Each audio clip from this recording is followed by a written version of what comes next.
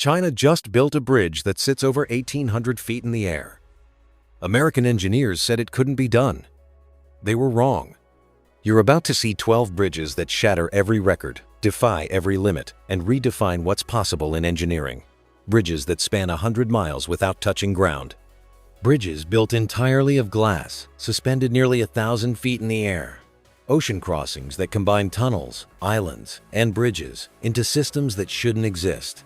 Let's start with a bridge that takes you higher than any bridge on Earth. Huajiang Canyon Bridge. Welcome to the highest bridge on Earth. 1,879 feet above the Beipanjiang River. That's taller than 2 Empire State Buildings stacked on top of each other. You're not crossing a canyon. You're floating in the clouds. The towers sit on cliff faces so steep that workers couldn't climb them. They rappelled down from the top, drilling foundations into rock, while suspended in mid-air with nothing but harnesses keeping them alive. And the cables? They couldn't truck them across a canyon this wide. They couldn't helicopter them in at this altitude. So Chinese engineers did something no one had ever tried. They loaded the first cable into a rocket and fired it across the gap. It worked. The bridge deck hangs in a space where wind speeds hit forces never calculated before. Every structural equation had to be rewritten for this altitude. The towers had to be anchored into near vertical rock with zero margin for error. Engineers around the world saw the plans and called it a death sentence. 4 years later, it opened to traffic. But height isn't the only record China was shattering. Duge Bridge. Beipanjiang Bridge. Number 11 sits nearly as high, 1,854 feet above another river valley, just 25 feet lower than the highest bridge on Earth. Another mountain crossing where nothing should exist. This one's a cable-stayed design. Massive towers rising from cliff faces, with cables fanning out like a geometric spider web holding up 3,700 feet of roadway. Workers carved foundations into vertical rock faces, while helicopters delivered materials piece by piece. No scaffolding could reach. No cranes could be positioned below. The engineering challenge? Building twin towers on opposite cliffs that had to align perfectly across that 3,700-foot gap. 1 degree off, and the cables wouldn't distribute weight correctly. The stress points would shift. The entire bridge would slowly tear itself apart under its own weight. They achieved millimeter-perfect precision across a gap wider than 12 football fields, on cliffs where standing upright was nearly impossible. 2 of the world's highest bridges, both in the same province. But China wasn't done building in impossible places. Kong-Zhuhai-Macao Bridge. Now, forget mountains, forget canyons. Picture 34 miles of open ocean. This isn't just a bridge. It's 3 bridges, an underwater tunnel, and 2 artificial islands engineered into one continuous highway. You drive across cable-stayed spans, descend into a tunnel beneath the sea, emerge on a man-made island, and keep going. 23 miles of bridge, 4 miles of tunnel, all of it designed to last 120 years. The engineering nightmare? Soft seabed that doesn't hold foundations. Shipping lanes that can't be blocked. Typhoons that slam the coast every year. And earthquake zones running directly underneath. Chinese engineers drove steel cylinders 400 feet deep into the ocean floor. They prefabricated 33 tunnel sections on land, each one weighing 80,000 tons. Then they floated them out, sank them precisely into place, and connected them underwater. One misalignment, and the entire tunnel floods. 400,000 tons of steel, 9 years of construction. American engineers called it the most complex bridge project ever attempted. But complexity is one thing. Sheer height over a valley is another kind of terror entirely. Sidu River Bridge, 1,327 feet above the Sidu River. Another suspension bridge, hanging where clouds form. But this one had a problem. The others didn't. There was no way to reach the valley floor, no road down, no access from below. Traditional bridge construction starts at the bottom and builds up. Here, that wasn't possible. Everything had to be built from the top down, suspended in mid-air from the very first cable. So they used rockets again, but this time they fired a thin pilot cable across a gap of 3,000 feet. Once that cable was secured, they used it to pull progressively thicker cables across until they had the main suspension cables in place. The entire bridge was built hanging from cables before the deck even existed. Workers assembled the roadway sections while dangling thousands of feet above a river they couldn't access. One cable failure during construction, and everyone dies. The deck sections had to be lifted by helicopter and attached to cables supporting nothing but their own weight. It took 5 years, every day fighting wind that could swing the cables 20 feet in any direction. American engineers watched the construction footage and couldn't believe it was real. But building where you can't reach the ground is one nightmare. Building where you have to go under the ocean is completely different. Shenzhen-Zhongshan Link, 15 miles across the Pearl River Delta. But this crossing does something no bridge had done before. It goes over the water and under it. You're driving on a cable-stayed bridge, 6 lanes of highway suspended above the river. Then the road slopes down. You enter a tunnel, underwater. You're now driving beneath shipping lanes while massive cargo ships pass overhead. Then you emerge on the other side and you're back on a bridge. The engineering problem? The Pearl River Delta has some of the busiest shipping traffic on Earth. They couldn't block it with bridge towers. So they built a 4-mile underwater tunnel for the shipping lanes and bridges for everything else. 2 artificial islands serve as transition points where the highway dives beneath the surface. The tunnel sections were built on land, each segment weighing tens of thousands of tons. They floated them into position, then used precision ballast systems to sink them exactly into place on the river bottom. The segments had to connect underwater with watertight seals. One leak and the tunnel floods with people inside. Then there's the bridge sections. Cable-stayed spans with main spans stretching over 5,000 feet. Built on foundations, driven through soft delta soil that shifts constantly. The towers had to account for the soil moving beneath them. 8 lanes of highway, above and below water, designed to survive typhoons and earthquakes simultaneously. But this tunnel goes under a river. There's a bridge that goes through a mountain, Aizhai Bridge. You're driving through a mountain. Solid rock on all sides. Tunnel darkness. Then suddenly open air. You've just driven out of a tunnel, directly onto a suspension bridge, hanging 1,148 feet above Huajiang Canyon. No approach ramp. No gradual transition. You exit the mountain and you're immediately suspended in space. Aizhai Bridge has a main span of 1,176 feet. But the insane part isn't the span. It's how it connects. The bridge is anchored directly into the mountain itself. The tunnel doesn't lead to the bridge. The tunnel is part of the bridge foundation system. Engineers carved anchor points deep inside the mountain rock. The suspension cables don't attach to towers sitting on ground. They attach to the mountain.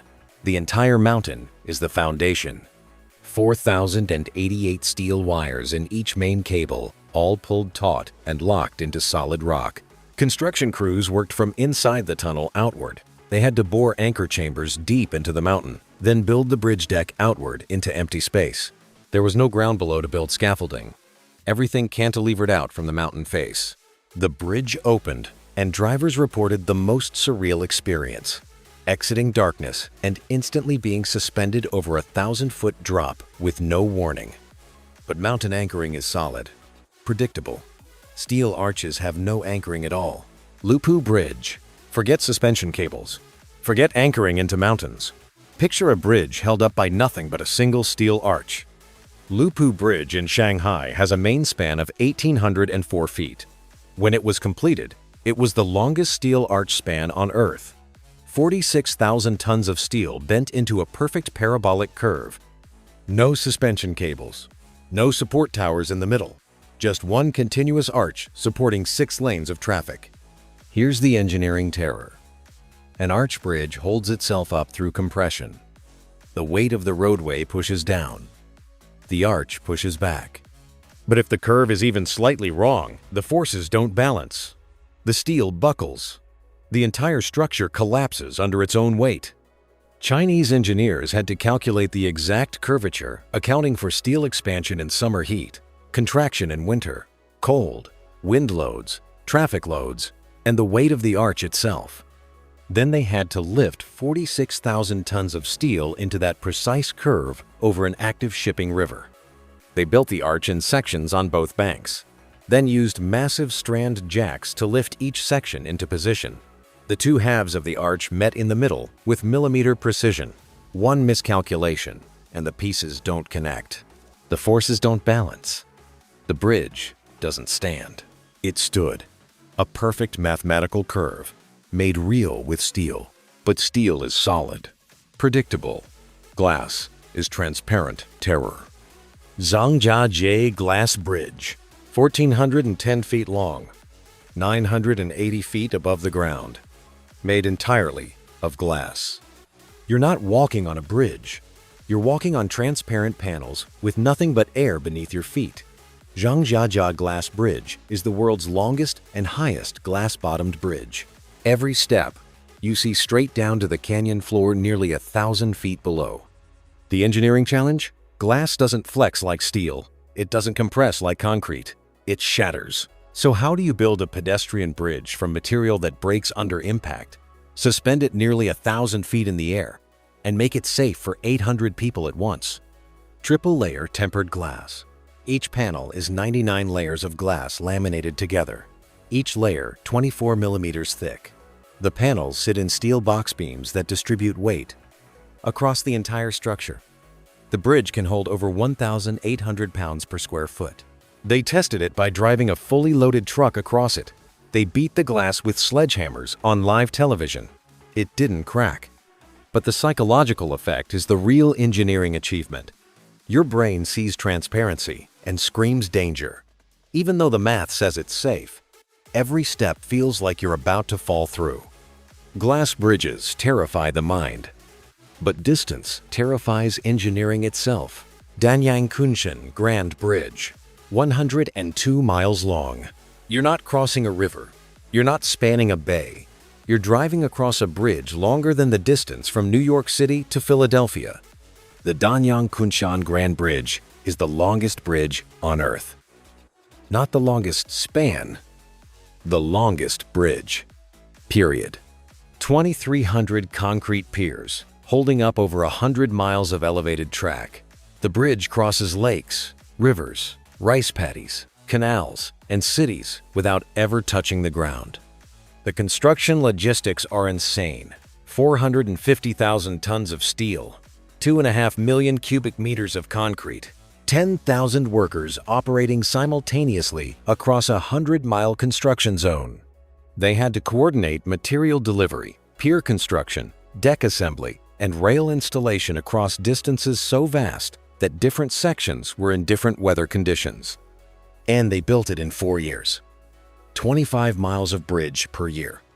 That's over 100 feet of elevated viaduct completed every single day for 4 straight years. The bridge supports high-speed trains moving at 218 miles per hour. The engineering tolerances are microscopic. One pier slightly out of alignment over that distance, and the trains derail at speeds that turn passengers into projectiles. It's been carrying millions of passengers for over a decade, flawlessly. But length over land is one challenge. Length over ocean is exponentially harder. Hangzhou Bay Bridge, Zhejiang, 22 miles across open ocean. And it's not straight. Hangzhou Bay Bridge is built in a massive S-curve across one of the most hostile marine environments on Earth. The bay has tidal ranges up to 29 feet. That means twice a day, massive volumes of water rush in and out, creating currents that can rip foundations apart. So why build it curved? Driver fatigue. 22 miles of straight highway over water makes drivers zone out. People fall asleep. They drift into other lanes. The S-curve forces drivers to stay alert, actively steering through gentle turns for the entire crossing. But that curve created engineering hell.